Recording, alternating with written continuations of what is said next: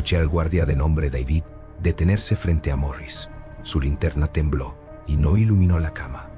Siguió caminando con una sonrisa rígida que no coincidía con el protocolo. Detrás del muro, el zumbido metálico no se detuvo esa noche, y nadie volvió a mencionarlo. En el recuento de las 9:30, me quedé inmóvil mientras la linterna evitaba la cama de Morris. El silencio del pasillo pesaba más que cualquier orden escrita. El zumbido metálico siguió perforando la noche sin interrupciones. Noté a John y Clarence Anglin sincronizarse sin mirarse. ¿Y el guardia no volvió a girar la cabeza en todo el turno? La versión oficial quedó escrita en informes del bloque B. La leí de reojo mientras barría cerca del escritorio. Decía que todo ocurrió en silencio y precisión. Que Morris y los Anglin salieron sin dejar rastro ni testigos. Que el control de las 9:30 confirmó sus cuerpos en cama. Y que el resto fue simple demora en notar la ausencia. Pero esa hoja no tenía el peso de esa noche. Yo estaba ahí cuando la linterna evitó la cama de Morris, cuando el guardia pasó con esa sonrisa torcida que no encajaba, y el zumbido detrás del muro seguía constante como un pulso metálico. Nadie escribió eso en ningún informe. Nadie lo dijo en voz alta. Después recuerdo cómo John y Clarence se movían sin mirarse. Era una coordinación que no se aprende en prisión. Sus manos desaparecían bajo las mantas y volvían al mismo ritmo. El sonido del metal, raspando, iba y venía como si respirara.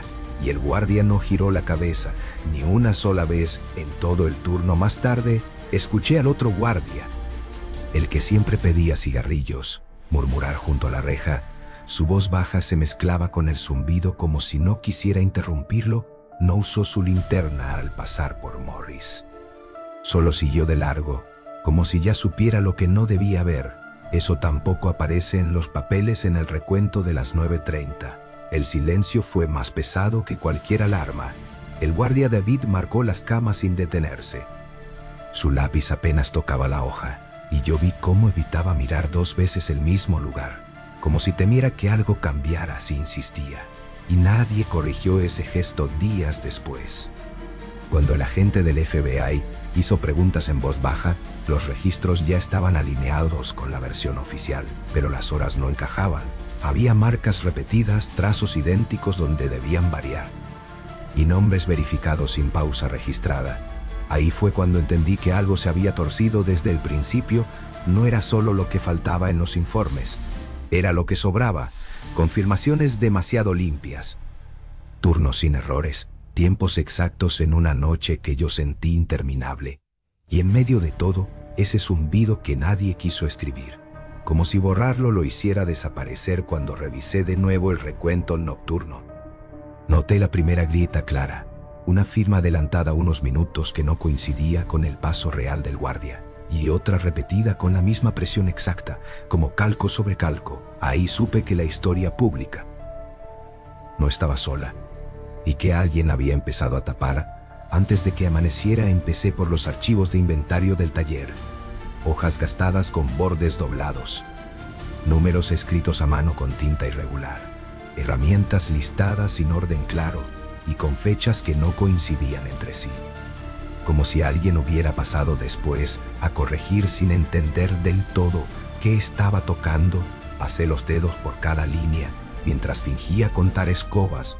El metal frío de las estanterías vibraba leve, igual que ese zumbido que recordaba, y encontré llaves inglesas anotadas 2 veces con distinta caligrafía, y limas que desaparecían un día y volvían a aparecer sin registro de devolución.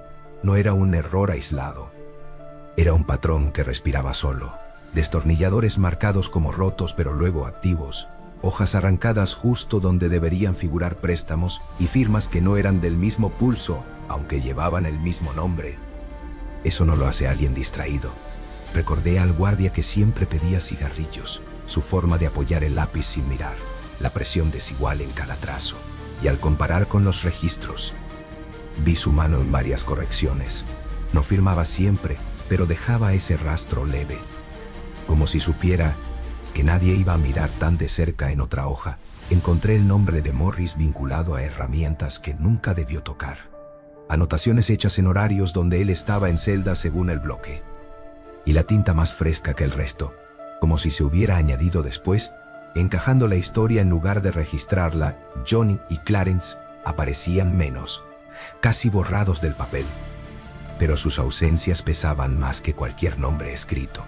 Herramientas necesarias para trabajar metal faltaban justo en los días previos y nadie dejó constancia de revisión o sanción. Como si la falta fuera parte del plan, el guardia que evitaba mirar esa noche también estaba ahí. Su firma adelantada en varias entradas del taller, autorizaciones dadas antes de que el turno iniciara, y una repetición exacta en 3 días distintos. Mismo trazo, misma presión, como si hubiera calcado su propia coartada cuando el agente del FBI revisó esos papeles. Lo hizo rápido, pasó páginas sin detenerse, pero yo vi cómo fruncía el ceño en una sección concreta, donde faltaban registros completos de acceso, y donde las herramientas más precisas simplemente dejaban de existir por horas enteras. No era solo descuido. Era un hueco diseñado, accesos no registrados que se repetían con demasiada precisión, pérdidas sistemáticas que coincidían con turnos específicos, y nombres que aparecían siempre cerca del vacío, como si alguien hubiera abierto la puerta desde dentro y luego borrado el camino de vuelta. Rearmé esa noche como si fuera un archivo roto. Tomé el recuento de las 9:30 y lo leí al ritmo del pasillo.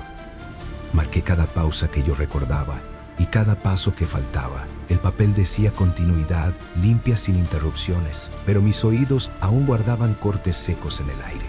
Parecía subir de tono. Seguí la línea de firmas como quien sigue huellas en piso mojado. La del guardia que evitaba mirar estaba adelantada 2 minutos exactos. Lo medí con el reloj del bloque y con el eco de sus botas. Esa diferencia no era descuido ni prisa. Era margen creado con intención para que algo encajara sin ser visto. Volví a escuchar su linterna temblando en mi cabeza. Ese clic leve al ajustar el foco antes de cada celda. Pero en Morris no hubo ajuste ni haz directo. La hoja afirmaba verificación visual completa sin excepción. Y sin embargo, ese punto exacto quedó en sombra real. Una omisión escrita como si fuera rutina. Crucé ese detalle con los registros del taller que había tocado. Las horas donde ciertas herramientas desaparecían coincidían con ese margen falso. No eran minutos sueltos, sino ventanas repetidas. Espacios donde el control se volvía papel y nada más, como si alguien hubiera aprendido a doblar el tiempo del turno. Recordé a John y Clarence moviéndose sin mirarse. Esa coordinación tenía el pulso de algo ensayado fuera de la celda, y al superponer sus horarios con las firmas adelantadas, encontré una coincidencia limpia. Cada movimiento suyo caía dentro de esos huecos invisibles que el recuento no reconocía. El otro guardia, el de los cigarrillos, aparecía en los márgenes de varias hojas. No siempre firmaba, pero dejaba marcas de presión donde el lápiz tocó sin quedarse. Al reconstruir su paso noté que cruzaba el bloque justo antes de cada omisión, como si verificara que el hueco seguía abierto. El agente del FBI habló bajo esa mañana. Yo estaba barriendo cerca y fingí no escuchar. Mencionó que los tiempos eran demasiado perfectos para una noche irregular. Señaló una secuencia donde 3 celdas fueron marcadas en menos de 10 segundos, algo imposible con el protocolo que yo conocía. Nadie respondió en voz alta, pero el silencio se movió distinto, como cuando alguien reconoce un error sin querer nombrarlo. El papel seguía diciendo precisión y control total, pero en mi reconstrucción aparecían cortes, accesos sin registro y pasos que no dejaban eco. Más tarde, el guardia de nombre Len comentó junto a la reja sin mirarme. Dijo que aquella noche el pasillo se sintió más corto de lo normal, que terminó su tramo antes de tiempo sin acelerar el paso. Ese detalle no estaba en ningún informe, pero encajaba con los minutos que yo no podía ubicar. Un familiar de custodio vino días después con comida y noticias. Habló en voz baja de cambios de turno notados a última hora, de ajustes que no pasaban por supervisión directa. Lo dijo como quien repite algo oído sin medir peso, y ahí apareció otra grieta, decisiones movidas fuera del registro. Al juntar esas voces sueltas con mis notas, la escena dejó de ser fuga improvisada. empezó a sentirse como un recorrido despejado desde antes, con tiempos doblados y miradas evitadas en puntos precisos. Una coreografía donde más de uno sabía cuándo no ver. Nada de eso quedó escrito. Como tal, solo quedan firmas limpias y horarios exactos, pero debajo de esa superficie hay testimonios que no coinciden entre sí, pequeñas diferencias que apuntan al mismo sitio. Una coordinación que no nació en la celda y que alguien sostuvo desde el pasillo.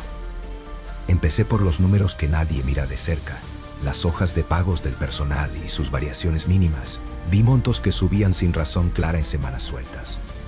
Y compensaciones anotadas como ajustes que no correspondían al calendario regular del bloque. Pequeñas cifras que no hacían ruido, pero se repetían con una cadencia incómoda.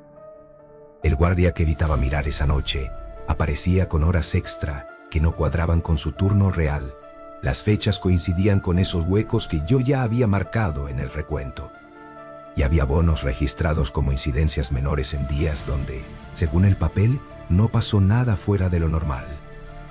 El otro, el de los cigarrillos, tenía movimientos aún más raros. No eran grandes cantidades, pero sí constantes, pagos fragmentados que parecían venir de distintas fuentes, anotados como reembolsos o correcciones internas, y siempre caían cerca de los días en que herramientas desaparecían del taller sin dejar rastro. Pasé las páginas con cuidado, como si el sonido pudiera delatarme, y encontré algo que no encajaba con el resto del personal. Depósitos registrados fuera del sistema habitual, marcados con tinta distinta y sin firma de validación, pequeñas entradas que alguien quiso hacer pasar por errores administrativos. Recordé su voz baja junto a la reja, ese tono que no quería interrumpir nada, y al ver los números entendí que ese silencio tenía precio. No era lealtad ni miedo, era costumbre. Una rutina sostenida por pagos discretos que nadie cuestionaba porque estaban diseñados para parecer invisibles. El agente del FBI volvió a cruzarse conmigo ese día. Se detuvo apenas frente al escritorio y hojeó las mismas hojas. No dijo nada en voz alta, pero dejó el dedo un segundo más sobre una cifra duplicada, como si reconociera el patrón sin querer nombrarlo, y luego siguió como si no hubiera visto nada. Seguí tirando del hilo y llegué a registros más antiguos, pagos a personal ya reasignado, nombres que ya no estaban en el bloque pero seguían recibiendo ajustes tardíos, y ahí apareció algo más profundo. Una continuidad que no dependía de un solo turno ni de una sola noche. Los movimientos no eran caóticos, tenían ritmo, días específicos donde el dinero aparecía y otros donde todo se mantenía limpio, como si alguien hubiera establecido ventanas seguras para moverlo, igual que esas ventanas de tiempo en el recuento que yo no lograba encajar. Volví a los handlings sin querer. Sus nombres casi no estaban en los papeles del taller, pero al cruzar fechas vi coincidencias con esos ingresos irregulares, días en que el bloque parecía funcionar sin fallos en el papel, pero donde yo recordaba el zumbido más fuerte y las miradas evitadas. Un familiar de custodio había mencionado cambios de turno, anotados a última hora, y ahora esos cambios tenían eco en los números, pagos ajustados, justo después de esas modificaciones, como si cada alteración en el horario trajera consigo una compensación silenciosa.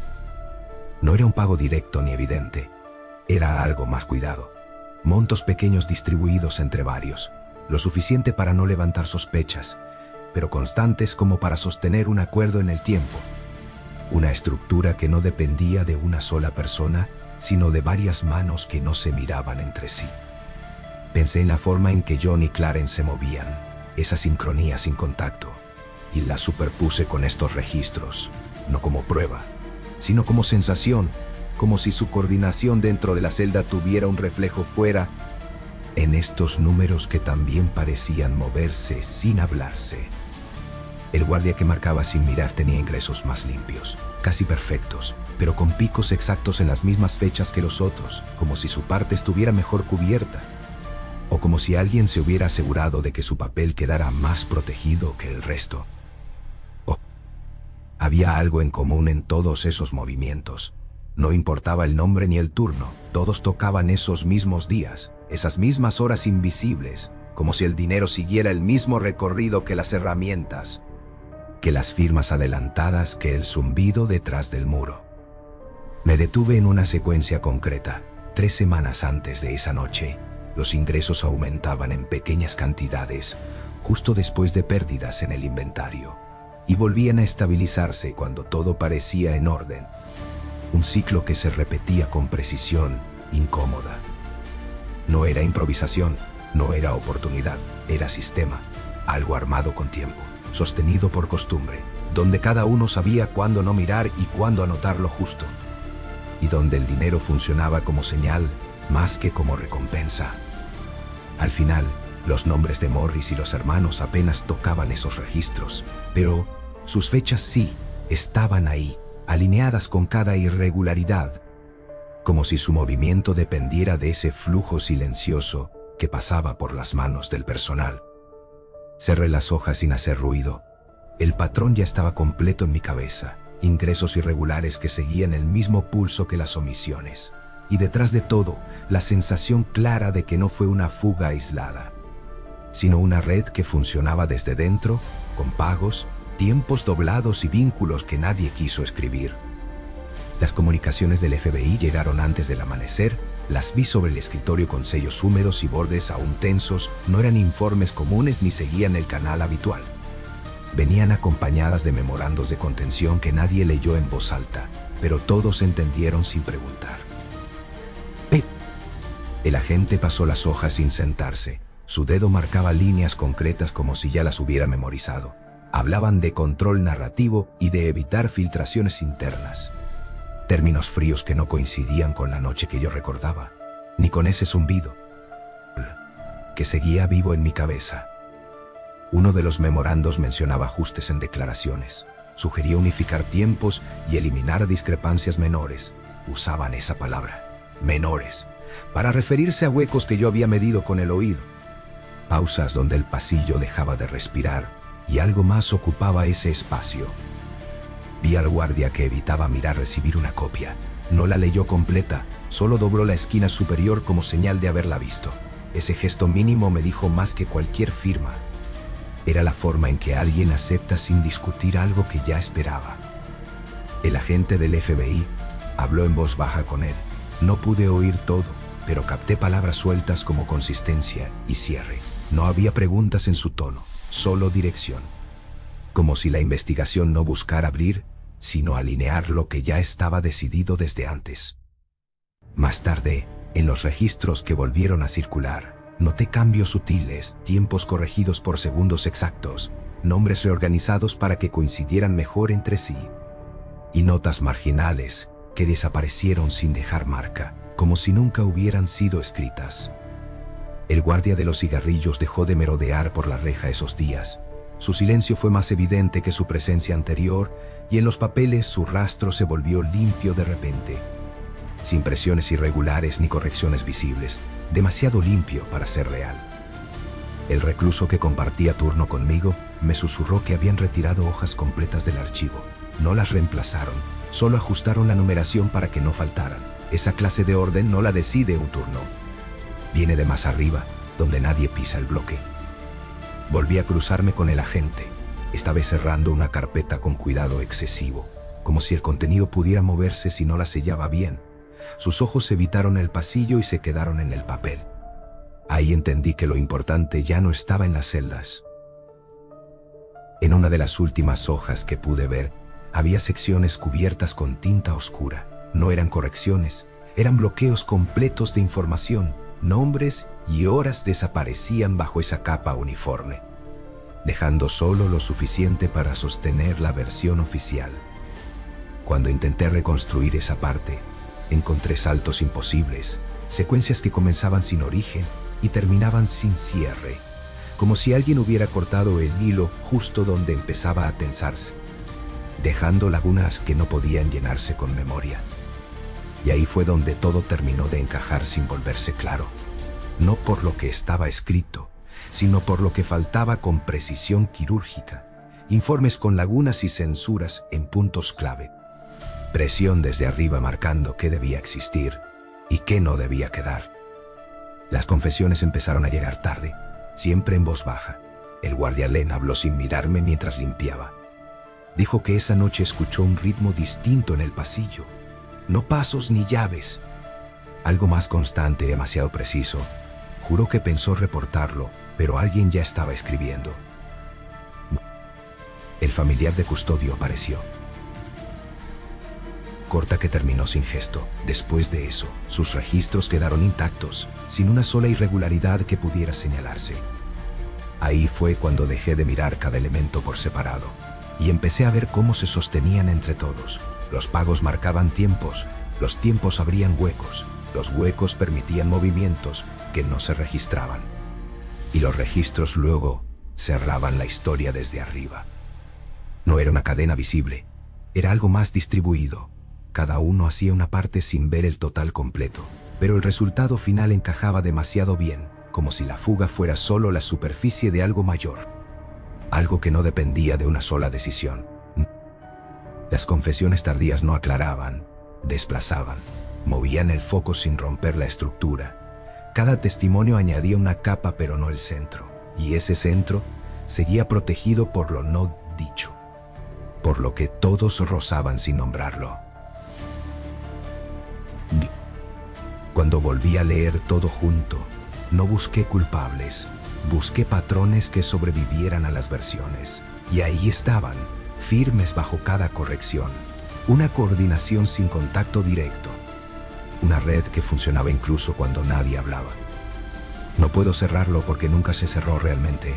Los indicios siguen ahí, aunque cambien de forma. Las horas siguen sin encajar del todo.